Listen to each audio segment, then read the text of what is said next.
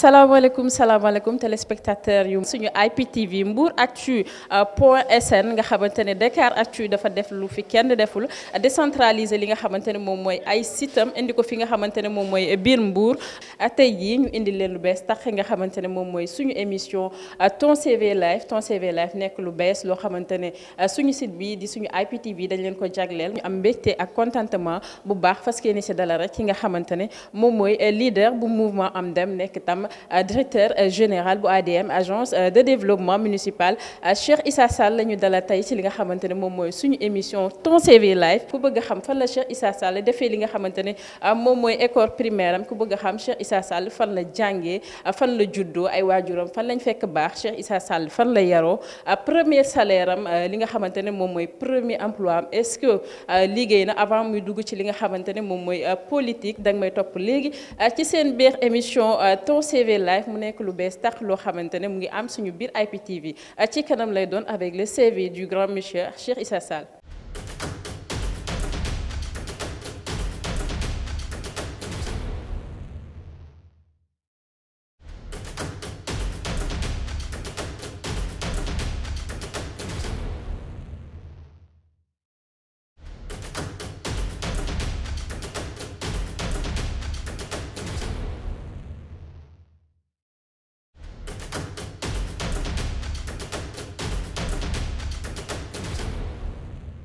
Voilà comme ni leen ko waxee woon ci njëlbeen ci li nga xamante ne moom mooy suñu émission ton CV live tey dañu ñëw rek seet ci ki nga xamante ne moom mooy leader bu mouvement Am Dem nekkit directeur général bu ADM agence de développement municipal Cheikh Issa Sall lañ am mbégte ak contentement daral ko suñu numéro 1 émission bi nga xamante ne moom mooy ton CV live Cheikh ñu ngi lay nuyu. waaw maa ngi leen di fay bu baax di kontaan si seet si bi ngeen ma seet si. mu doon une occasion pour ma waxtaan ak waa Mbour waxtaan ak waa Sénégal si li nga xam ne xëy na yàlla def na ñu dund ko si àdduna peut-être man si tirer également quelques leçons donc seen émission bi vraiment mu leen di ñaanal mu gën a sori gën a yaatu gën a jëm si kanam.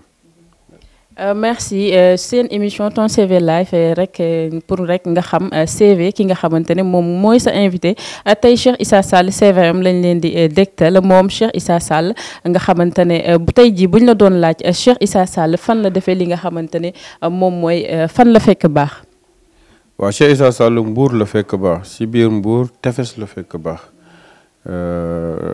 tefes fa la juddoo fa la yaroo. école primaire également bi nekk tefes fa la jànge te ba tey jii defe naa ne lieu de fréquentation bi gën a wóor bi nga xam ne vraiment moom lañ koy mandargaalal fépp mooy doomu tefes la. tefes nga juddoo tefes nga fekk baax say waajur fan lañ bàyyeekoo Cheikh Issa Sall ban année la juddu comme rek ni ñu koy waxee ci CV ban année nga juddu ban dëkk nga juddoo li nga xamante ne nag moom mooy say waajur tam fan lañ fekk baax. waaw maa ngi juddoo Mbour comme ni ma ko waxee rek Mbour tefes doomu Badou Sall ñu koy wax Aline Badara Sall ak Nogoy Mbacc sama yaay moom origine moom kale Pout la mais sama papa fii la juddoo moom tamit Mbour tefes gi la juddoo doomu Amadou Fatim Sall ak Mané Bar def naa ñoom moom tamit ay waajuram Mbour xamoon na leen bu baax a baax a baax donc man daal doomu Mbour la. doomu Mbour nga te gis nañ que ni say origine tam fàtte woo ko maîtriser nga say maam ak say maam mais li nga xamante tam bëgg nañ ko xam année de naissance bi laaj naa la ko mais déggaguñ ko ba léegi. waaw année de naissance bi mooy 73 je suis né le 12 janvier 1973 à Mbour. manière CV la ñu wax situation matrimoniale ki nga xamante ne moom mooy Cheikh Issa Sall ñaata jabar lay denc. waaw Cheikh Issa am na ñaari soxna. waaw yàlla dénk nag également ay quelques bant yu jigéen waaw te ñaanal yàlla may leen màgg ak tekki waaw jariñ seen bopp jariñ askan wi jëriñ Sénégal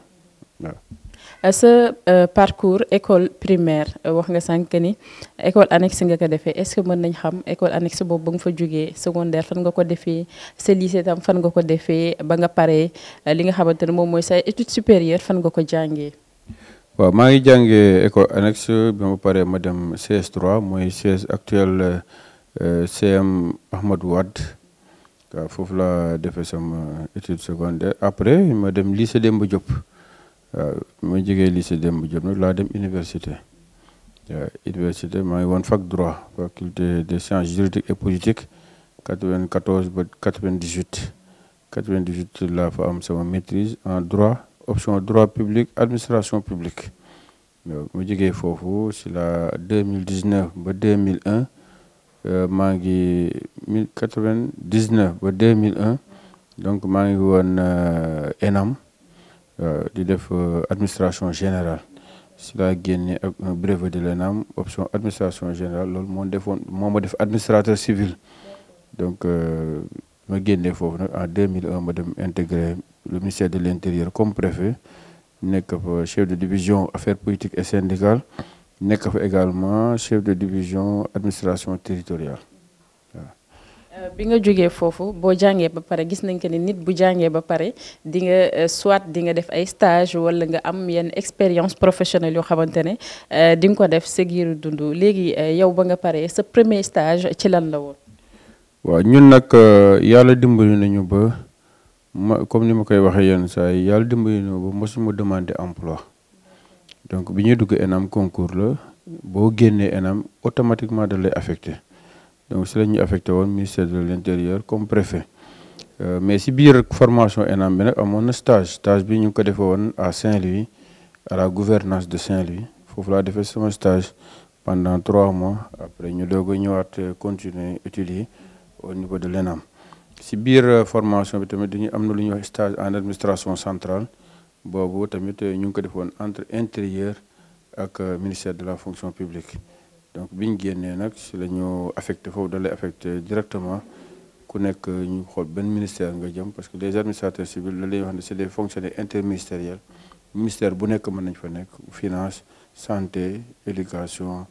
intérieur wala feneen yàlla def nag ñun ñu ngi affecté woon ministère de l'intérieur. ñu nekk fa comme préfet chef de division ba 2003 ma defaat beneen concours pour intégrer la cour des comptes donc foofu tamit bi ma réussir en 2003 ma dem cour des comptes nekk fa un magistrat de la cour des comptes 2003 ba 2007 maa nga foofu cour des comptes di def ay mission de contrôle naa mairie yu bëri agence yu bëri direction yu bëri donc maa ngi woon chambre des affaires administratives et des collectivités locales chambre bi nga xam ne mooy contrôler direction yi nekk ci administration centrale mais ak gox-goxaat yi tamit mooy mairie yeeg yu demee noonu donc mu ñëwee ba 2007 donc si la jóge nag cour des comptes def benn détachement dem ministère de la santé comme directeur de cabinet donc ministère de la santé de 2007 à 2009 ma jóge fa dem ministère des Sénégal de l'extérieur toujours comme directeur de cabinet de 2009 à 2011 2011-2012 ma dem ministère du travail et des organisations professionnelles toujours comme directeur de cabinet bi alternance bi amee avec le président de la Macky Sall ñu yóbbu ma délégation générale protection sociale solidarité nationale comme secrétaire général ñun ñoo mettre en place les bourses de sécurité familiale yi ngay dégg nii ñun ñoo ko mettre en place donc ba 2014 si laa dem nag ministère de l'hydraulique nekk fa directeur de cabinet ministère de l'hydraulique et de l'assainissement foofu maa ngi fa 2014 ba juillet 2015 concours ubbiwaat pour ñu recruter le directeur général de l'agence de développement municipal ma participé yàlla dimbali na ma jàll donc depuis boobu maa ngi foofu ADM comme directeur général pour un mandat de 5 ans donc sama carrière daal bon administratif loolu la mais nag comme ni ma koy waxee toujours sama mbokk étudiants yi ak jeunes fonctionnaires yi du da ngay commencer liggéey am xaalis rek nga bàyyi jàng ce qui fait que de 2001 à 2015 def naa ci ay formation yu bëri. comme lan ak lan. def naa ci diplomatie ak stratégie def naa ci intelligence économique def naa ci droit de l'intégration def naa ci benn MBA à l'IFAS def naa ci un master en finance et gestion publique ci benn institut supérieur de finance. donc maa ngi doon jàng def naa fi également benn DEA en droit de l'intégration à l'université donc yooyu nag tamit c'était pour me permettre man sama bopp de ma def lu ñuy wax développement personnel mais me permettre également d'avoir les moyens techniques mooy am sama xam-xam daal gën a màcc ci liggéey yi nga xam ne ni dinaa koy song wala yu demee noonu du ay diplôme yoo xam ne après daf may jariñ dara peut-être sur le plan salarial wala yu demee noonu mais sur le plan personnel c'est des diplômes que yoo xam ne nii daf lay yokk parce que nit xam-xam boo am rek yaa ngi yokk loolu la ñuy wax développement personnel loolu tamit ma siy ñaax ñiy door a dugg si fonction publique wala si liggéey que loolu bu mu leen tax a bàyyi jàng toujours nañuy continuer di ut xam-xam di gën a avancer di gën a waaw xóotal seeni recherche loolu dina leen jariñ si seen liggéey mais dina leen jariñ également si seen expérience personnelle. macha allah li nga xamante ne moom mooy expérience professionnelle am riche na moom Cheikh Issa Sall mais dañuy continuer ba tey rek ak ki nga xamante ne moom mooy Cheikh Issa di ko laaj tey jii ban année gannaaw expérience bi nga xamante ne am nga ko ci wàllum si sa dundin ak jàng bi nga xamante ne jàng na ko tey jii ban année rek nga sentir que ni yow dugg nga carrément ci li nga xamante ne moom mooy politique bi. waaw politique nag yàgg na ma intéressé. xëy na li ma def droit science politique xëy na loolu la waaw mais yàgg na ma intéressé parce que bi ma nekkee étudiant bokkoon naa ci mouvement des élèves et étudiants socialistes MES sama mag Adama Sall responsable mag la fi au niveau du parti socialiste moom moo ma utaloon carte bi moo ma dugaloon may dem réunion yi di xool loolu déjà bi ma nekkee étudiant la mais après xam nga rek suñu génération bi Abdoulaye Wade daf leen marqué woon donc ñu dem ñun tëpp ci PDS di ànd ak moom ci en tant que étudiant ak yu demee noonu ba alternance bi am mais bi ma duggee nekk magistrat bloqué woon na ma ci samay activité politique ce qui fait que yëngatuwootuma ci woon noonu mais en 2010 nag ci la am contact ak président Macky Sall après commencé di ko fréquenter ba promettre ko ne ko à Mbour dinaa la fa jàppale donc maa ngi ko doon jàppale boobu Mbour mais jàppale bu discret la woon parce que comme boobu ba tey j'étais magistrat dama doon recruter la di ko utal ay nit di ko jàppale également nitam yi nga xam ne ñoom ñoo nekkoon biir Mbour doon lañu def ba alternance bi am ñu continuer comme noonu di ko jàppale di ko recruter pour que APR ak njabootu Macky Sall gën a yaatu biñ demee nag ba décembre 2015 maag moom ñu waxtaan ma ne ko léegi nag kon bàyyi ma créer benn mouvement au niveau de l'APR de Mbour pour gën la mën a jàppale nag bu gën a fës jàppale wala également Mbour gi nga xam ne si laa juddoo si laa yaroo te su ma sañoon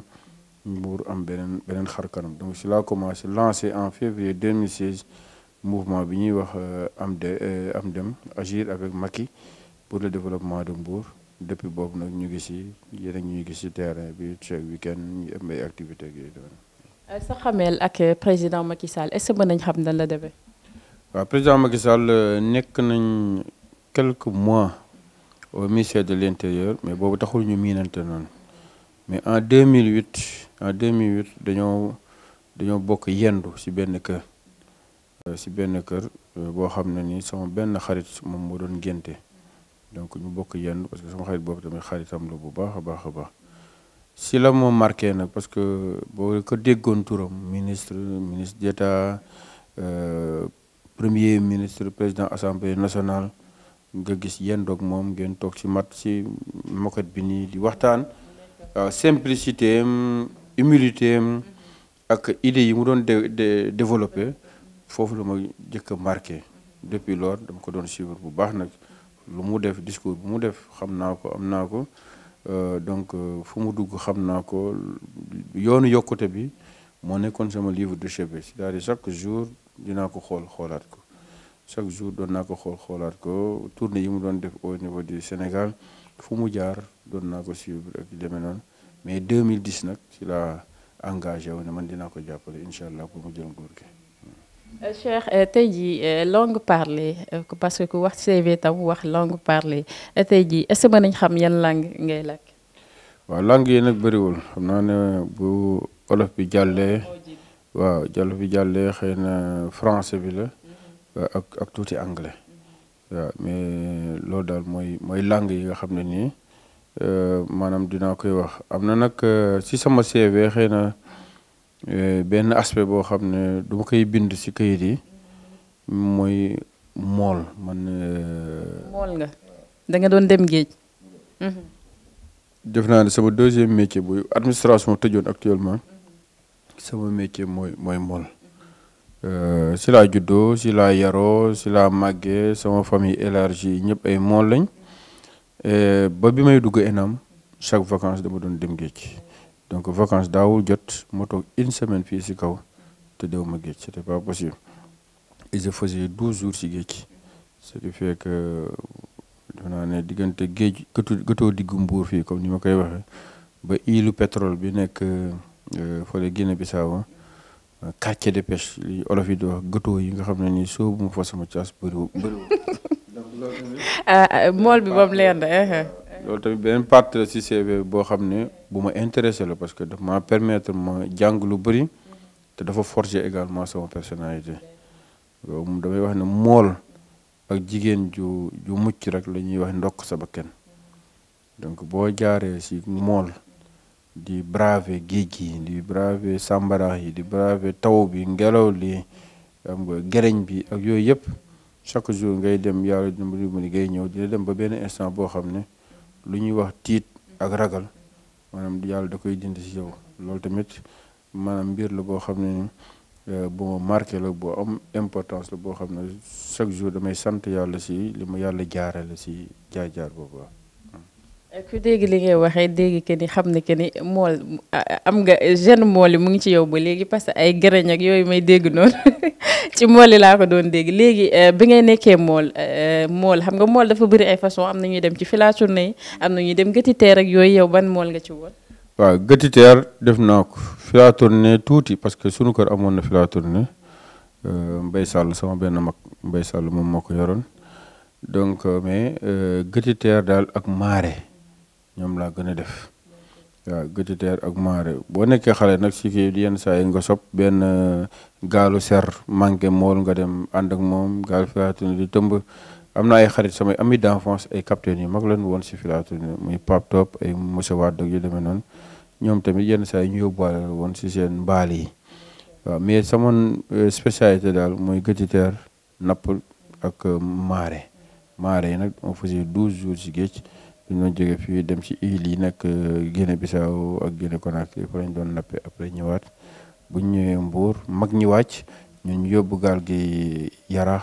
ci quai de pêche Hann bi foofu lañ doon jaayee bu ñu paree ñu ñëwaat donc loolu daal mooy sama spécialité si mool.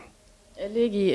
avant ñuy tëj rek li nga xamante ne moom mooy émission bi dañ lay laaj lan mooy sa ay loisirs say hobby sa bëgg-bëgg. waaw football moom xam naa ne football moom bëgg naa ko bu baax a baax donc sama télé su ma yoree télécommande bi yoom def naa ne football rek laay xool moom laay seet bëri naa également lu may dem stade pour seetaani stade de Mbour wala Mbour Petite Côte donc ASC Tefes également may président bi depuis 11 ans bu dul loolu bon comme ñun ñëpp ay Sénégalais ñu bëri dinañu intéressé mais dinaay foye tamit billard moom tamit dinaa koy foye donc suñu nekkee Dakar afterwork gi yëpp dañ doon dem si benn salle ma ak sama xarit yi foofu ñu doon jouer billard fii Mbour tamit yenn saa yi am na benn salle bu nekk Salif yi dinañ fay dem daje fa di jouer billard bu dul loolu musique waaw musique française. musique française ban artiste exactement ngay gën di déglu. Hélène Ségara. waaw.